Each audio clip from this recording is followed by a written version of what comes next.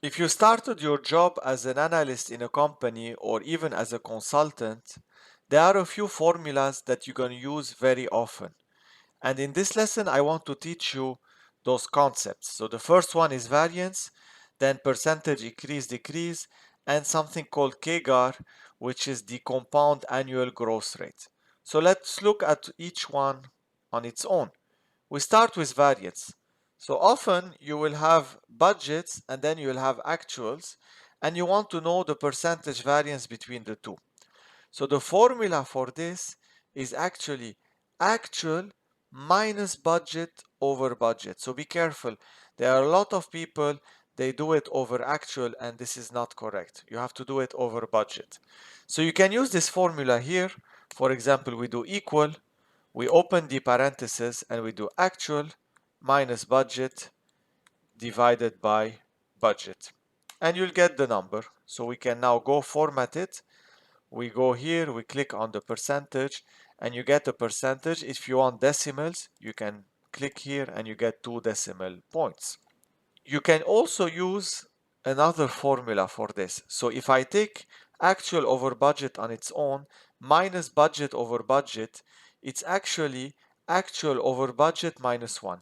So if we do here equal actual divided by budget minus 1, you can see that if I take the same format, you have the same result. So we can do the same here, actual divided by budget minus 1, and you will get all the answers. So this is variance.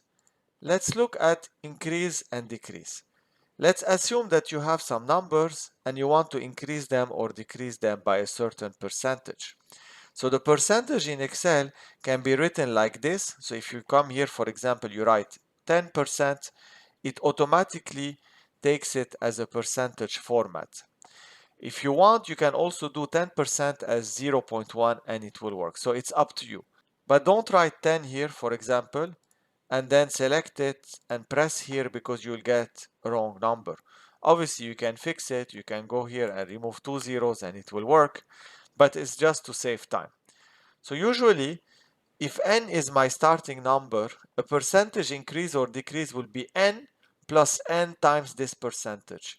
I can make it as this formula, n times open parenthesis 1 plus this percentage. So let's try it out.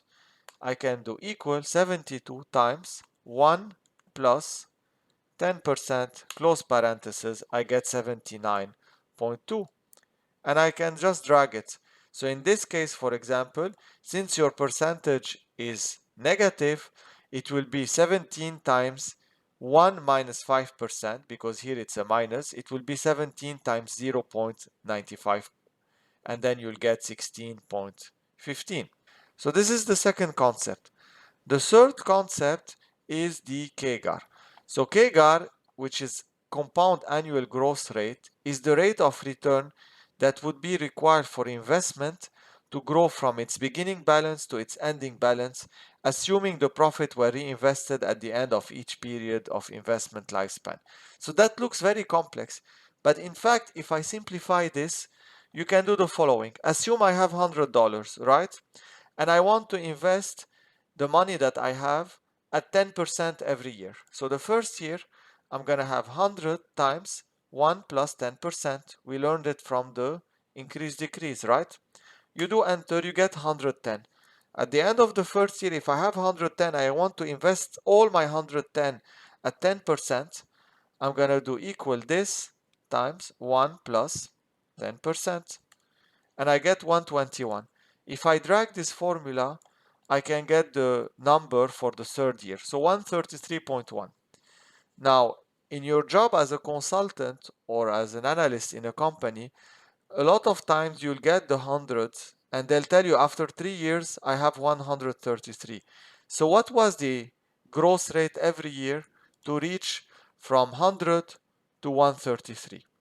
A lot of you might just say, okay, I'll just do equal 133 divided by 100, so I get 133, and then you're going to do this minus 1, so you get 33%, and then you divide it by 3 and you get 11%. And this is wrong because I showed you that we have grown the number by 10% every year, not 11%. So how do I get this 10%? Basically, my first step is I need to divide the end number by the beginning number. So equal 133.1 divided by 100. Simple. Next, we need to do this to the power 1 divided by the number of years. So here I have 3 years. So I need to take this number equal the number on top. To do to the power, you need to use this hat symbol. Usually this hat symbol is above the 6 on your keyboard. So you do shift and 6 and you get it. You open parentheses, you do 1 divided by 3 years. You close the parentheses and you get this number 1.1. Then I subtract 1. So I do this minus 1. I get 0.1. If I format it, this is my 10%. So to combine everything together, you can do equal, you open parentheses, 133 divided by 100 to the power, open parentheses, 1 divided by 3 years, you close parentheses minus 1, and you get your number. So if this was 5 years, it's very simple. Instead of 1 over 3, you'll do 1 over 5, and the steps are the same. So let me know in the comment section if you have faced any scenario where you needed to calculate your CAGR or variances, etc., and whether you use these formulas correctly.